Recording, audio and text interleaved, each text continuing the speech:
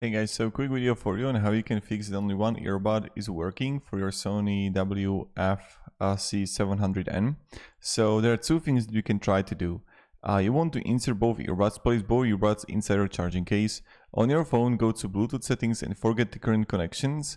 Press and hold the button on the back of the charging case until the front indicator blinks red.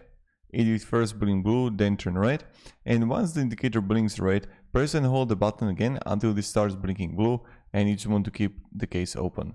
Then go to your phone's Bluetooth settings and you just want to pair a new device, and then you want to test if it actually works out. The second thing is there is another thing you can do. Sometimes the pins on the earbuds get some corrosion. This is something I found in comment. This corrosion may be difficult the charging pairing of an earbud, so all you have to do is clean the pins on the case and earbud with alcohol and take it off by scraping with a sharp object like a cutter. It works, you're good to go.